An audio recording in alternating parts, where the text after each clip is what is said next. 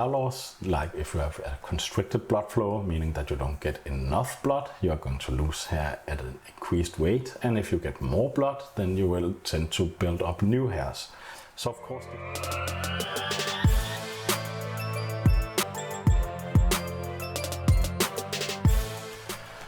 what is up guys, welcome back. So I have been receiving a ton of questions in the comment section and I am trying to respond to all of them. Some of you have been very pleased that I'm taking some time to personally respond to all of your questions and try to help you and guide you in what I have of knowledge and share that. But unfortunately I am receiving way more comments than I'm able to respond to on all the videos.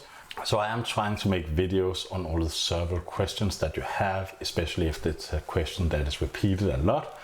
And in this video we are going to take a look at what you can do if you're using Finasteride or Minoxidil or some FDA approved drug and you aren't seeing the results that you want, and what you can do from here. So what I want to touch up on today is microneedling and how microneedling works. Since microneedling is a fairly new thing that we have begun to use, there isn't a lot of data on it, there isn't a lot of studies, we don't know exactly how it works, or that is at least how a lot of people explain it to be. And usually a lot of people are using it or not using it just depending on what's called anecdotal facts, like when they see a before and after picture on Reddit or somewhere else, but they don't know how it works. And since you don't know how it works, there isn't much of reason for some of you to try and use it. So in this video, I want to explain why microneedling can help you improve your hair loss protocol, especially if you aren't seeing any kind of results. So first off, what I want to touch on is how microneedling works, the mechanisms of it, and why it has been proven by studies to help and better improving hair loss protocols and stop hair loss and make you grow new hairs. So in this study I have, which is from 2016, named Repeated Microneedle Stimulation Induced Enhanced Hair Growth in a Murine Model. They took several rodents and tried to see what happens if they microneedled them with 0.25 millimeters and 0.50 millimeters depth for a period of time.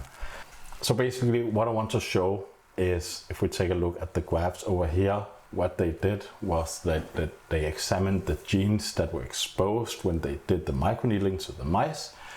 And what we can look at the results here is that we can see that there are 4 genes that gets elevated when we are doing the microneedling procedure. These 4 genes are the WNT3 alpha, the beta carotene, the VEGF, and the WNT10 beta. So these 4 genes have some quite interesting functions in our bodies, and I'm going to explain why they're interesting to us in the hair loss community and how they work. So the first gene we're going to take a look at is the VEGF, also known as the vascular endothelial growth factor, I think it's pronounced like. It works by promoting the body to produce new blood vessels in that area, hence the name vascular growth factor. So of course we know that blood flow is super important when we are talking about hair loss, like if you have a constricted blood flow, meaning that you don't get enough blood, you are going to lose hair at an increased rate. And if you get more blood, then you will tend to build up new hairs.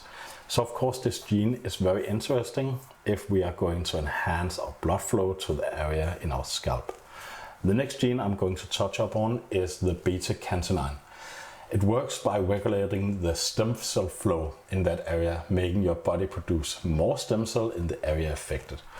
And of course, as we know, stem cells is super important when we are talking about hair growth. This of course is nothing new, we know it works. This is why it's used in bodybuilding and other places. And if you have problems with your body, we use stem cells to regenerate that area. And of course it is going to work the same way in our hair follicles. The next 2 things I want to talk about is the WNT3 alpha and 3 beta. Now these 2 are in the same category because they work by inducing what's called proliferation and self-renewal. Proliferation is just when you produce something new in that area and renew it. So of course if you have a hair follicle that is damaged, and proliferation can help that hair follicle that is damaged to get better and restore itself to the earlier stage where it wasn't damaged by the DHT. At this point, this is where it gets a little complicated, but also a little interesting. So in the study, we can see further down below that they made an immunohistochemistry. This is where you can see what kind of genes are collecting in that area. You can see if genes are starting to build up. And this is the dark areas that we are looking for. Now, when we look at the pictures that I've provided, that is also in the studies, we can see that the hair follicle is surrounded by these 4 genes after exposure to microneedle treatment. So of course, what we can extrapolate from this is that when you microneedle, these 4 genes that we were talking about is going to surround the hair follicle in that area, not the other tissues, but exactly the hair follicles especially is going to get surrounded by these 4 genes that all are promoting hair restoration or anti-hair loss chemistry or whatever we call it. And this is of course why I'm trying to promote microneedling. So again, why is this important if you're already doing Finasteride or Minoxidil, and why is this going to increase your results from that? Well, this is where the second study I have come in play. In this study from 2015, we follow 4 men with androgen alopecia. These men have all been using either Finasteride and or Minoxidil for between 2 to 5 years without any kind of results.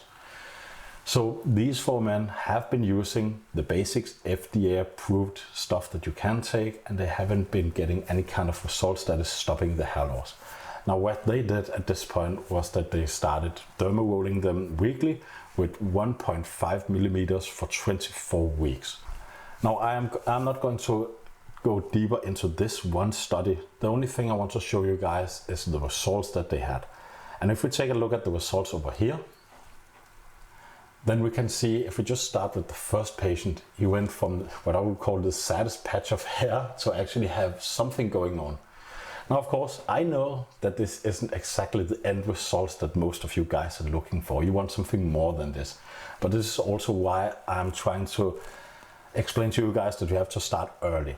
Like, if that guy can go from more or less completely bald to have some kind of hair growth going on, this is why you have to start early, and of course try to include microneedling in your protocol if you haven't been using it already. So overall, if we look at all the 4 men, we can definitely see some improvement in all of them.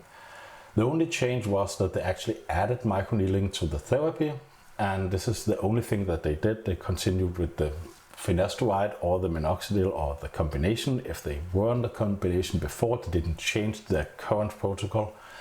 And note that all of the patients had been using Finasteride and or Minoxidil for 2 to 5 years before they started this treatment, without any kind of results that were promising at this point.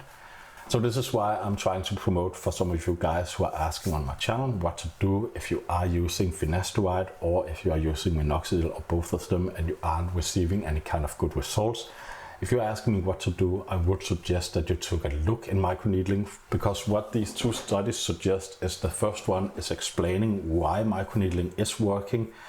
And this study is not something that you can argue against. It's just explaining what kind of genes is going to pool around your hair follicle. And these genes are very good for you if you're trying to restore your hair.